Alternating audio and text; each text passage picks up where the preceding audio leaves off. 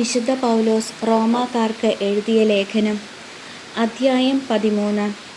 അധികാരത്തോട് വിധേയത്വം.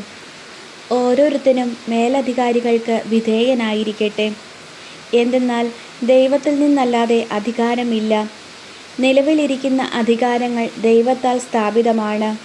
തന്നിമിത്തം അധികാരത്തെ ധിക്കരിക്കുന്നവൻ ദൈവിക സംവിധാനത്തെയാണ് ധിക്കരിക്കുന്നത്. ധിക്കരിക്കുന്നവൻ തങ്ങൾക്ക് തന്നെ ശിക്ഷാവിധി വരുത്തിവെക്കും. സൽപ്രവർത്തികൾ ചെയ്യുന്നവർക്കല്ല, ദുഷ്പ്രവർത്തികൾ ചെയ്യുന്നവർക്കാണ് അധികാരികൾ ഭീഷണിയായിരിക്കുന്നത്. നിനക്ക് അധികാരിയെ ഭയപ്പെടാതെ കഴിയണമെന്നുണ്ടോ? എങ്കിൽ നന്മ ചെയ്യുക. നിനക്ക് അവനിൽ നിന്ന് ബഹുമതിയുണ്ടാകും. എന്തെന്നാൽ അവൻ നിന്റെ നന്മയ്ക്ക് വേണ്ടി ദൈവത്തിൻ്റെ ശുശ്രൂഷകനാണ്. എന്നാൽ നീ തിന്മ പ്രവർത്തിക്കുന്നുവെങ്കിൽ പേടിക്കണം. അവൻ വാൾ ധരിച്ചിരിക്കുന്നത് വെറുതെയല്ല. തിന്മ ചെയ്യുന്നവനെതിരായി ദൈവത്തിൻ്റെ ക്രോധം നടപ്പാക്കുന്ന ദൈവ ശുശ്രൂഷകനാണവൻ. ആകയാൽ ദൈവത്തിൻ്റെ ക്രോധം ഒഴിവാക്കാൻ വേണ്ടി മാത്രമല്ല, മനസാക്ഷിയെ മാനിച്ചും നിങ്ങൾ വിധേയത്വം പാലിക്കുവിൻ. നിങ്ങൾ നികുതി കൊടുക്കുന്നതും ഇതേ കാരണത്താൽ തന്നെ. എന്തെന്നാൽ അധികാരികൾ ഇക്കാര്യങ്ങളിൽ നിരന്തരം ശ്രദ്ധ വയ്ക്കുന്ന ദൈവ ശുശ്രൂഷകരാണ്. ഓരോരുത്തർക്കും അവകാശപ്പെട്ടിരിക്കുന്നത് കൊടുക്കുവിൻ. നികുതി അവകാശപ്പെട്ടവന് നികുതി, ചുങ്കം അവകാശപ്പെട്ടവന് ചുങ്കം, ആദരം അർഹിക്കുന്നവന് ആദരം, ബഹുമാനം നൽകേണ്ടവന് ബഹുമാനം.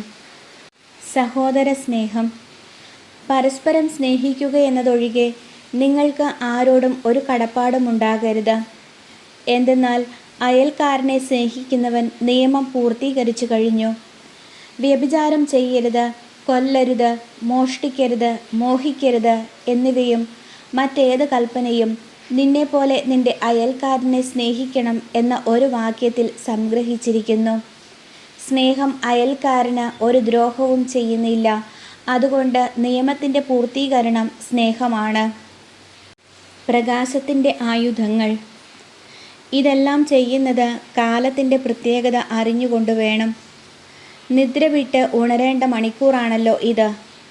എന്തെന്നാൽ ഇപ്പോൾ രക്ഷ നമ്മൾ ആരും പ്രതീക്ഷിച്ചിരിക്കുന്നതിനേക്കാൾ കൂടുതൽ അടുത്തെത്തിയിരിക്കുന്നു. രാത്രി കഴിയാറായി, പകൽ സമീപിച്ചിരിക്കുന്നു. ആകയാൽ നമുക്ക് അന്ധകാരത്തിൻ്റെ പ്രവൃത്തികൾ പരിത്യജിച്ച് പ്രകാശത്തിൻ്റെ ആയുധങ്ങൾ ധരിക്കാം. പകലിന് യോജിച്ച വിധം നമുക്ക് പെരുമാറാം. സുഖലോലുപതയിലോ മദ്യലഹരിയിലോ അവിഹിത വേഴ്ചകളിലോ വിഷയാസക്തിയിലോ കലഹങ്ങളിലോ അസൂയയിലോ വ്യാപരിക്കരുത്. പ്രത്യുത കർത്താവായ യേശുക്രിസ്തുവിനെ ധരിക്കുവിൻ. ദുർമോഹങ്ങളിലേക്ക് നയിക്കത്തക്ക വിധം ശരീരത്തെപ്പറ്റി ചിന്തിക്കാതിരിക്കുവിൻ.